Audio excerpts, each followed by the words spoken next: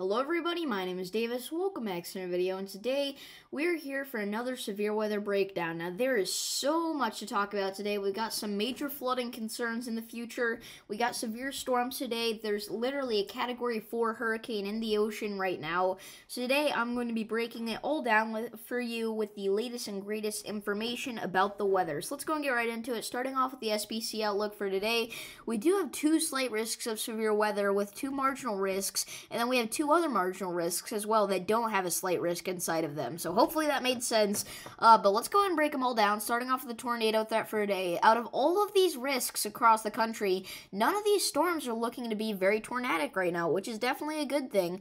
At the most, there's probably a 0.5% chance of a tornado anywhere, and that's most likely going to be somewhere in North Texas or southern Oklahoma. But yeah, overall, we're pretty good to go, it looks like. Damaging wind threat, however, is what's driving all of our risks here. We do have a 15% risk of damaging winds of 60 miles an hour or higher up here in the northeast. One over here in the southern plains with Texas, Oklahoma, and western Louisiana. So look out for that. Do be sure to look out for that. I don't know why I just said the same thing twice. Alright, let's keep the video going. 5% risk up here in Montana, Wyoming, Nebraska, South Dakota, North Dakota. This risk got a little bit bigger from this morning's video that I did. And then we have a new risk here in East Central Florida. That's a 5% risk of damaging winds. Hail threat for today. We do have three 5% risks of hail of 1 inch or larger today. One's in the northeast, one's in the southern plains, again, kind of the deep south, and then one is up here in the northwest near Montana. So look out for that. Moving on to tomorrow, we do have two massive marginal risks of severe weather already, where we will probably get a slight risk somewhere. This morning, this was just 4 tiny marginal risks, but now these are big boys. So definitely look out. If I had to guess where we might get a slight risk tomorrow, if we were to get one, I would guess somewhere near the Carolinas, Georgia, and Tennessee, honestly.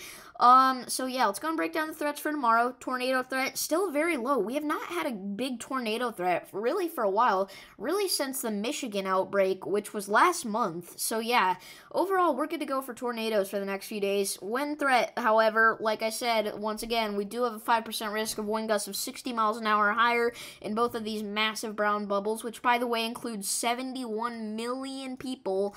So definitely look out for that. Hail threat for tomorrow, we do have two 5% risks of hail of 1 inch or larger. These are not very big, though, so definitely look out for some isolated large hail, I would say. Moving all the way into Sunday here, we have another marginal risk already here in the west central, or the west southern plains, rather, kind of, near the Four Corner states, northeastern New Mexico, southeastern Colorado, southwestern Nebraska, North Texas, and the panhandle of Oklahoma. So look out for on Sunday. This risk will definitely get expanded at some point. Moving on to the National Hurricane Center, we do have Hurricane Lee, obviously, but at this point, the chance that it makes landfall in America as a hurricane is decreasing by the second. I'm guessing that it will make landfall as a Category 1 hurricane somewhere near the upper portions of Maine, near Canada, which would still be a big deal. Don't get me wrong, Category 1 hurricane is no joke, but it's not going to be this beastly monster out here. I know literally the title of one of my recent videos was Hurricane Lee is turned into a monster. I'm sorry for that. That was kind of dramatic. It is a monster, but it's not really going to affect anybody too heavily. The Lesser Antilles, though, could definitely get some harsh side effects from Hurricane Lee. You're not going to get a direct hit from it, luckily, but yeah, it's pretty big right now with 150 mile an hour wind gusts, and it's going to decrease a little bit, but still stay pretty strong.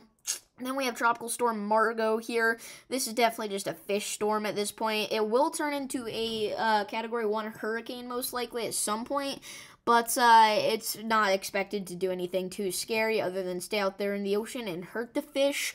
Moving on to the Eastern Pacific, we do have Hurricane Jova, which is a Category 1, but is rapidly getting weaker and weaker here, as we can see, and by 11 a.m. on Tuesday, it's expected to be gone, so it won't make impact anywhere, but at one point, this was like a Category 4, like a high-end Category 4 as well, so that's pretty crazy. Central Pacific here, we do have Hurricane Jova in this site, but it is not going to affect Hawaii, like I said, so you're good to go. Moving on to the actual path of Hurricane Lee right here. So, Right now it is a Category 4 hurricane here with 150 miles per hour, and this cone of uncertainty here has kind of moved off to the north and the east a little bit. So as you can see, here's Florida. They're getting a lot of rain right now, actually, which is pretty crazy. But right here is where the hurricane is expected to go this morning. The cone of uncertainty was pointing like this way, like towards Georgia, the Carolinas, but it's going to move eastward very quickly. Bermuda, it might make a direct impact, so definitely be on the lookout here. Even if it doesn't, that could still be very dangerous. All the way up here, somewhere near the border of U.S. and Canada, near Maine here, so like Lincoln, Millinocket, Bangor, you guys have been getting a lot of severe weather recently, which is uncommon for you guys this time of year, but it's probably not going to stop because there might be a low-end hurricane, high-end tropical storm coming, so look out for that.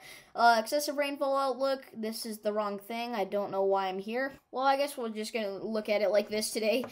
We do have 2 marginal risks of flash flooding today, one down here in East Central Florida and one over here in the Northeast and the Mid-Atlantic. Moving on to tomorrow, we already have a slight risk of flash flooding and a marginal risk up here in the Northwest as well. I don't want to exclude you guys. But this slight risk here, that's a 15% risk of flash flooding in the Carolinas and Georgia tomorrow. Moving on to Sunday, we already have another slight risk here near Texas, Oklahoma, Kansas, and Colorado. So this is the storm that only has a marginal risk right now on the SPC, but it's looking like it could dump a ton of rain if nothing else, because at some point it's definitely possible that this gets upgraded to a moderate risk of flash flooding, so I would definitely be looking out here. On Sunday, you guys could definitely see some flash flooding. Unfortunately, I can't go to days 4 and 5 with this, but who really cares about that anyway? That's kind of just inaccurate guessing at that.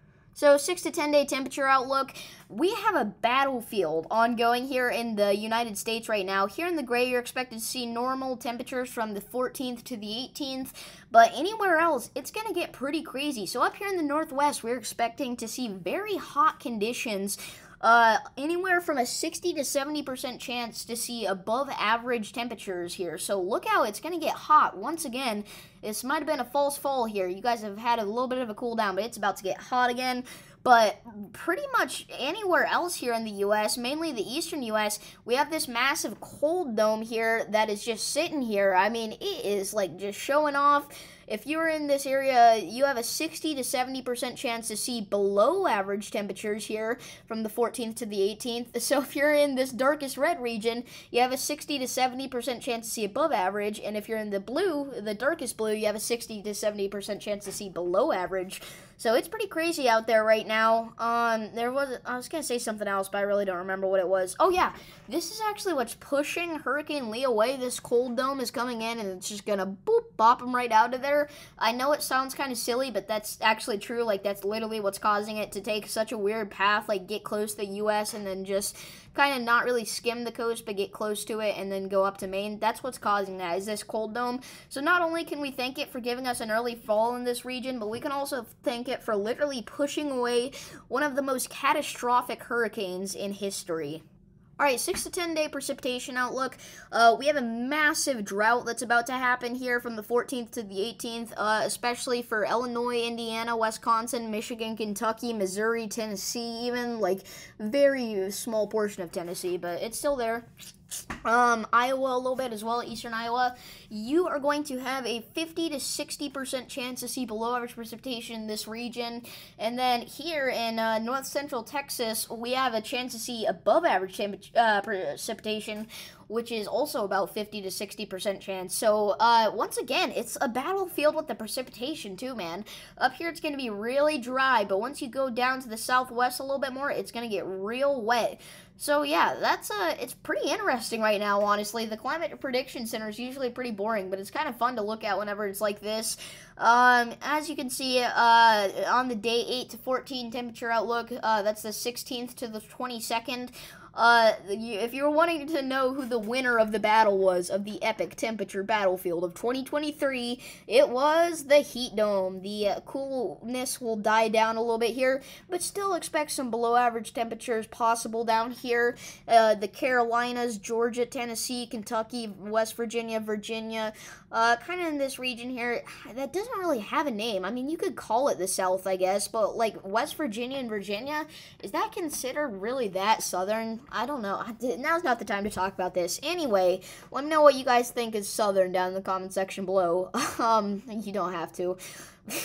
What am I saying? Okay, let's keep going here. Let's keep the flow of the video going. Expect above average temperatures here in central Montana especially. You have a 60 to 70% chance to keep seeing above average temperatures here from the 16th to the 22nd.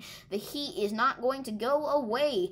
8 to 14 day precipitation outlook. As we can see, our drought dome here kind of moves off to the east just a little bit.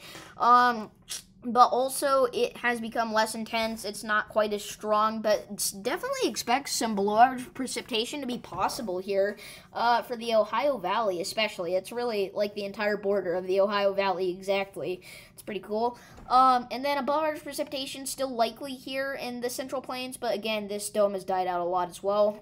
Not much to talk on there. Finally, watches, warnings, and advisories. We do have severe thunderstorm watches in effect right now for the Northeast, and lots of severe thunderstorm warnings actually here, which you don't really see a severe weather outbreak this time of year, but it's kind of happening. I don't know necessarily about severe weather outbreak. Maybe you'd have to call it a severe storm outbreak, but there's definitely some stuff going on here. If you're in this severe thunderstorm watch, that is in effect for really the rest of the evening into the nighttime hours. The biggest threat with this is going to be damaging winds up to 75 miles per hour, but that threat will be very isolated. You're not going to see many of those. 60 mile an hour gusts, though, are definitely going to be scattered to numerous in this region, so definitely look out. If you're ever under a severe thunderstorm warning, be sure to tune into your local radio, see what they're saying. So yeah, it's just a little piece of life advice there.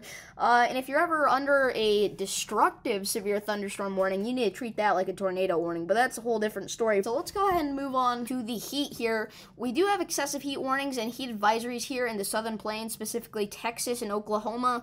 This heat dome has become a little bit more isolated now, but it's still going to be very hot here in this region. And then excessive heat warnings also in effect for the desert Southwest here in the Four Corner States, really just Arizona, not really the Four Corner States. Dense fog advisories kind of just scattered around the country right now, not much to talk on there. Beach hazard statements in effect here for northeastern Illinois, northwestern Indiana, southwestern Michigan, and that's about it. So yeah, really not much to talk about right now other than these severe storms, so look out for that. But if you guys did enjoy this video, make sure to like and subscribe. That's pretty much it for today, and I'll see you in the next one. Peace.